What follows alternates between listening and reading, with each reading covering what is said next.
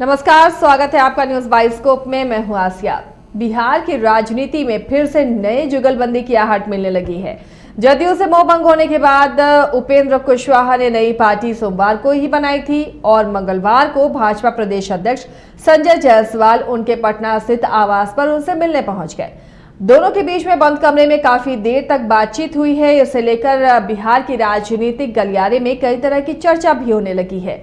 हालांकि दोनों बाहर निकले और इस मुलाकात को शिष्टाचार मुलाकात बताया है। इस पर मुख्यमंत्री नीतीश कुमार ने भी रिएक्शन दिया है। हालांकि मुलाकात पर उन्होंने कोई रिएक्शन नहीं दिया, लेकिन उपेंद्र कुशवाहा के पार्टी छोड़े जाने पर उन्होंने कहा कि जब उनका मन किया था पार्टी में आए, जब उनका मन किया चले गए, किसी के आने जाने से कोई फर्क नहीं पड़ता, जो अमूमन नीतीश कुमार कहते रहे हैं। लेकिन जो मुलाकात आज हुई है बीजेपी के प्रदेश अध्यक्ष और उपेंद्र कुशवाहा के बीच में, ये क्या बिहार की राजनीति में कुछ नया गुल खिलाने वाली है, समझने की हम कोशिश करेंगे। हमारे साथ इस वक्त पटना से हमारे सहयोगी राजीव कमल जुड़ रहे हैं। राजीव, बंद कमरे में ये सियासी मुलाकात हुई, भले ही दोनों कहें शिष्टाचार मुलाकात है, लेकिन इस बंद कमरे की मुलाकात के क्या मायने बिहार की राजनीति में निकाले जाएं?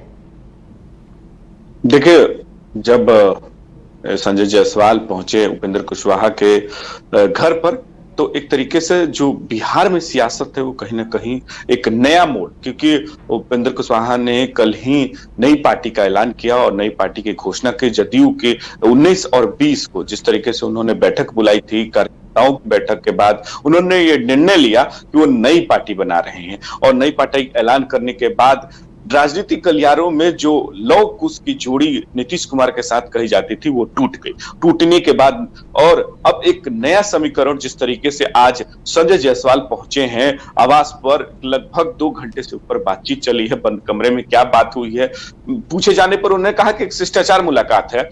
जब संजय जायसवाल भी निकले तो उन्होंने कहा कि ये केवल ऐसी ही की बातचीत होती है, हमारे पुराने मित्र हैं। खुद जब उपेंद्र कुशवाहा से ये सवाल किया गया तो उन्होंने कहा कि ये केवल एक शिष्टाचार मुलाकात है, हमसे मिलने आए थे, हमें बहुत ही अच्छा लगा कि हमने नई पार्टी बनाई है, बहुत सारे लोग हमसे बधाई दे रहे हैं, मिलने पहुंच रहे हैं, तो ये खुशी की बात है। कोई ऐसा राजनीति इसको घटनाक्रम नहीं माना जाए। लेकिन एक बात तो साफ है कि राजनीति तो होगी, क्योंकि 2024 में चुनाव जो लोकसभा के होने वाले हैं, 2025 विधानसभा चुनाव है, वो नजदीक है। तो कहीं ना कहीं पार्टियां जो अपने समीकरण साधने में लगी हुई हैं, और समीकरण को जिस तरीके से उपेंद्र कुशवाहा ने एक नया रूप दिया है और नई पार्टी बनाकर एक बहुत बड़ी, जैसे जिस तरीके से कली पार्टी बनाई है और एक नया घटनाक्रम कि बीजेपी का प्रदेश अध्यक्ष को जाकर मिलना, तो कहीं ना कहीं सियासत हलकारे में ये बहुत बड़ी बात है कि जाके वहां बातचीत करना। लेकिन संजय जायसवाल ने कहा कि ऐसी कोई बात नहीं है। लेकिन इसके सियासी मायने एक तरीके से साफ है कि संजय जायसवाल और उपेंद्र कुशवाहा की नजदीकियां पहले से है, क्योंकि 2-3 महीने पहले से जब उनकी बीजेपी से मुलाकात दिल्ली में भी हुई है। बहुत कहा जाता है कि बड़े नेताओं से भी मुलाकात उपेंद्र कुशवाहा दिल्ली में करते आए हैं, लेकिन खेल नहीं हो पाया। मतलब कि जो वो बीजेपी में जाना चाहते हैं, ये ललन सिंह ने आरोप लगाया कि ललन सिंह साफ तौर पर कहा कि वो बीजेपी पे जाना चाहते हैं, बड़ा एक डील करना चाहते हैं। डील नहीं हो पाने से एक नई पार्टी बना दिया, लेकिन उनसे कोई फर्क नहीं पड़ने पाला। लेकिन जिस तरीके से बीजेपी के बड़े नेता बिहार के प्रदेश अध्यक्ष अगर जाके मुलाकात करते हैं, तो इसके राजनीति मायने बहुत बड़े हैं, निकलने चाहिए। क्योंकि 2024 में अगर गठबंधन अगर बीजेपी के साथ होती है, तो वो जो आपको एक जो उपेंद्र कुशवाहा जो कुशवाहा जाति से आते हैं, तो उनका वोट बैंक अगर बीजेपी के साथ जुड़ती है तो बीजेपी को ऑब्वियसली फायदा होगा। इसके लिए बीजेपी अपने जो प्रदेश अध्यक्ष से मुलाकात, लेकिन अब इसके सियासी मायने 2024 में लगाने के मतलब लगाए जाएंगे। लेकिन एक बात तो साफ है कि कहीं ना कहीं बेचैनी तो है। खुद उपेंद्र कुशवाहा कह रहे हैं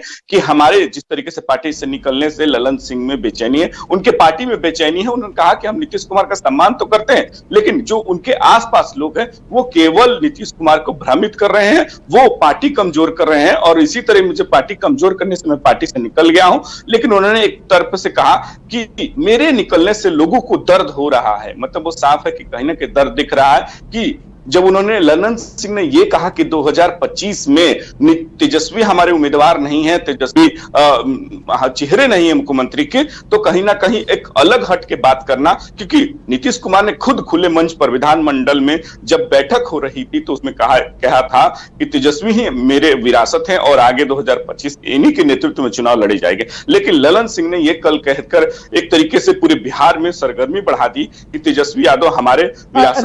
राजीव यहाँ पर आपको बीच में ही रोक रही हूँ। जब ये बात आपने उठाई कि किसने कहा कि 2025 में तेजस्वी यादव के नेतृत्व में चुनाव लड़ा जाएगा या जो भी सीएम कैंडिडेट होंगे, आज इस बयान के बाद आज के किसान समागम में 2.5 घंटे देर से तेजस्वी पहुंचे, कहीं ना कहीं उसी बयान का असर तो नहीं था? देखिए, क्योंकि बयान का असर तो जरूर मतलब मानना चाहिए, क्योंकि 2.5 घंटे लगभग मुख्यमंत्री हैं, बिहार के मुखिया हैं, और एक कैबिनेट का मंत्री नहीं पहुंचना और 2 घंटे तक वो सीट खाली रहना, 2 घंटे 2.5 घंटे तक खाली रहना, तो कहीं ना कहीं एक बहुत आश्चर्य की बात है कि मंत्री नहीं है। वहीं कृषि मंत्री कुमार सर्वजीत पहुंचते हैं, उनको वो वहां तक रिसीव करने में नीतीश कुमार को आते हैं, लेकिन कैबिनेट का एक बड़ा मंत्री नहीं पहुंचता। उप मुख्यमंत्री हैं तेजस्वी यादव, राजद को नेतृत्व कर रहे हैं, तो नहीं जाना कहीं तो कहीं एक तरीके से जो उनके हाव भाव दिख रहे थे, जो वो बोल भी रहे थे, तो उनके चेहरे पर जो एक अलग सी चिकन दिखाई दे रही थी, कहीं ना कहीं कुछ तो कड़वाहट है। क्योंकि ललन सिंह राष्ट्रीय अध्यक्ष है और इस तरीके का बयान उन्होंने दिया कि तेजस्वी हमारे 25 में नहीं नेतृत्व है और 25 का 25 में देखा जाएगा, ये कहीं ना कहीं संकेत बताता है कि तेजस्वी यादव या राजद में, महागठबंधन में कुछ तो चीजें सामान्य नहीं है। क्योंकि जो डील की बात है उपेंद्र कुशवाहा आज भी कही है, उन्होंने ये भी कहा जब संजय जायसवाल से मिलने के बाद, उन्होंने जब हमने सवाल किया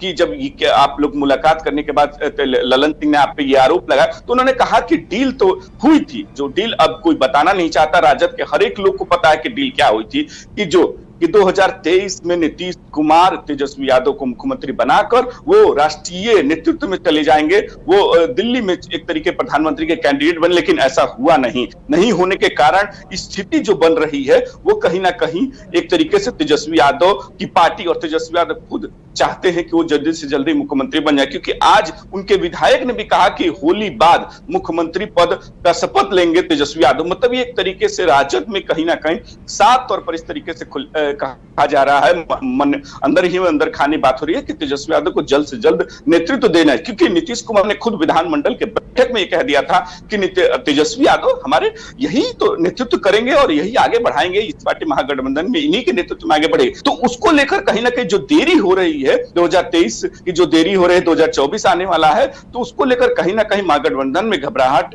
मतलब एक तरीके से मनमुटाव तो है। और उपेंद्र कुशवाहा का बार बार ये कहना कि नीतीश कुमार को उत्तराधिकारी दूसरे के घर में झांकना पड़ रहा है, दूसरे को उत्तराधिकारी बताना पड़ रहा है, जब अपने ही उत्तराधिकारी हैं और आपको उत्तराधिकारी बनाना चाहिए अपनी पार्टी से लेकर, लेकिन आपने बनाया नहीं, तो इसके संकेत तो कहीं ना कहीं बड़े पैमाने पर दिख रहा है। और ललन सिंह की जो बात, जो लास्ट वाली लाइन है, जब उन्होंने उपेंद्र कुशवाहा के लास्ट में ये जो बात कही कि नेतृत्व क्या होता है, जो तेजस्वी हमारे विरासत के नेतृत्व, कहीं ना कहीं उसको झलकता है कि उस तरीके से पूरी पार्टी भी नाखुश है नीतीश कुमार के उस बयान से कि तेजस्वी यादव नेतृत्व करेंगे 2025 में।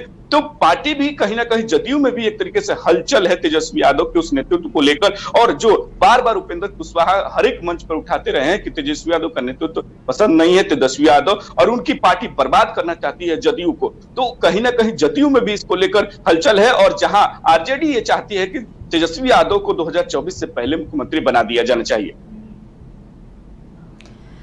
और ये जो मुलाकात थी राजीव, आज जिस तरह बंद कमरे में मुलाकात हुई है, कल भी हमने इस पर चर्चा की थी कि ये जो अलग हुए हैं उपेंद्र कुशवाहा, ऐसा तो नहीं कि वो बीजेपी में मिल जाए, एनडीए का हिस्सा बने, अपना दल उन्होंने बना लिया है। अब ये कितना नुकसानदेह होगा अब नीतीश कुमार के लिए या महागठबंधन के लिए आने वाले चुनाव में, क्योंकि अब खुलकर सामने आ गए उपेंद्र कुशवाहा, बीजेपी के साथ भी मुलाकात हो गई, यानी रिश्ते बेहतर हो रहे हैं, ताल्लुकात बेहतर हो रहे हैं, तो आगे गठबंधन भी होगा। तो ये क्या मुश्किल नजर आ रहा है आपको आने वाला दिन? देखिए, एक बात समझनी होगी जिससे राजनीति होती है कि बीजेपी अभी फिलहाल अकेली है, क्योंकि अगर पार्टी 2024 में चुनाव में जाती है, लोकसभा चुनाव में जाएगी, तो छोटी छोटी पार्टियां हैं उन पर निगाहें बना के रखी है जैसे आपको माफ करें मुकेश सहनी हैं, उनको वाई कैटेगरी का सुरक्षा दिया गया। उसके मतलब अब मायने अलग निकाले जा सकते हैं राजनीतिक तौर पर कि केंद्र सरकार के द्वारा उनको वाई प्लस सिक्योरिटी दी गई है, तो उनपे हो सकता है कि डोरे डालने की एक तरीके से तरीका हो। ये कहने की बात है, लेकिन सुरक्षा से संबंधित वो बातें हम अलग बात करेंगे। लेकिन कहीं ना कहीं जो आप राजनीतिक तौर पर ये कहने की बात है कि मुकेश सहनी है वो भी चुप है, वो भी बीजेपी के नहीं बोल रहे हैं। जीतन राम मांझी ने एक तरीके से एक अपना नया बयान दिया कि हमारे बेटे पढ़े लिखे हैं, उनको मुख्यमंत्री बनाना चाहिए, क्योंकि 2024 में जो संतोष मांझी उनका जो एमएलसी टर्म है वो पूरा हो रहा है, खत्म होने से पहले वो दबाव बनाना चाहते हैं कि हमें एमएलसी पद बढ़ा दिया जाना चाहिए। तो जो छोटी छोटी पार्टियां हैं, अब एक नया पार्टी बना दिया है उपेंद्र कुशवाहा ने, तो बीजेपी को जो गठबंधन है जो 2024 से पहले, वो चाहती है कि कहीं ना कहीं इन तीनों चारों पार्टियों से गठबंधन किया जाए और इनकी जो परसेंटेज वोटर हैं उनको अपने तरफ खींचा जाए। तो कहीं ना कहीं वो गठबंधन भी चाहती है कि धीरे धीरे बीजेपी, इसीलिए अब अगर संजय जायसवाल जाके मुलाकात करते हैं तो ये कहीं से भी ये नहीं कहा जा सकता, क्योंकि ललन सिंह ने भी आरोप लगाया था, कई बार आरोप लगाया कि उपेंद्र कुशवाहा बीजेपी के इशारों पर कर रहे हैं और उनके खेल मतलब उन्हीं के इशारों पर ये खेल रहे हैं। तो मतलब ये एक तरीके से संजय जायसवाल का आज ही जाना तो कहीं ना कहीं ये तो मजबूती करता है, लेकिन ये बात साफ है कि कहीं ना कहीं बैटिंग चल रही है।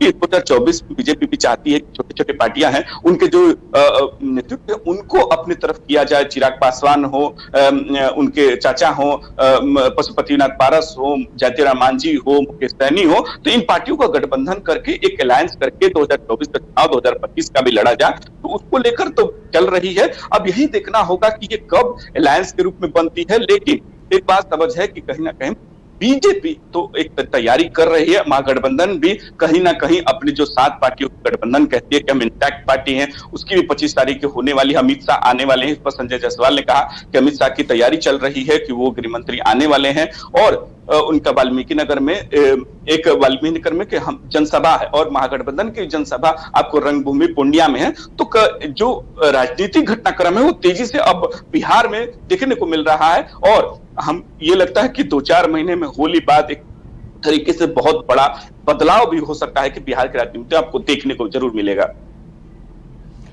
चलिए, यानी बिहार की सियासत काफ़ी दिलचस्प होने जा रही है। राजीव, नज़र बनाए रखिएगा और आपसे इसी तरह चर्चा करते रहेंगे। बहुत बहुत शुक्रिया फिलहाल इस तमाम जानकारी के लिए। तो मुलाकात है, इन मुलाकातों के कई सियासी मायने निकाले जा रहे हैं कि बंद कमरे में आखिर ऐसी क्या बात हुई है जो बाहर आकर सिर्फ शिष्टाचार मुलाकात बताई जा रही है। क्या आने वाले दिनों में उपेंद्र कुशवाहा कुछ नया रंग दिखाएंगे बीजेपी के साथ अगर शामिल होते हैं आने वाले दिनों में, तो ये महागठबंधन के लिए कितना नुकसानदेह साबित हो सकता है। हालांकि नीतीश कुमार का जो नेचर रहा है, जो तेवर रहा है, किसी के आने जाने से वो हमेशा ये कहते रहे कि कोई फर्क नहीं पड़ता। फिलहाल अभी भी उन्होंने यही कहा है, लेकिन आने वाले चुनाव में क्या वाकई बिहार की राजनीति को इससे कोई फर्क नहीं पड़ेगा या फिर ये नुकसानदेह साबित हो सकता है जदयू के लिए, क्योंकि ये भी कहा है उपेंद्र कुशवाहा ने कि आने वाले दिनों में बड़ी टूट भी देखने को मिलेगी। कई तरह के ऐसी बातें अब सामने आ रही हैं। लगातार इन तमाम राजनीतिक उथल पुथल से आपको हम रूबरू कराते रहेंगे।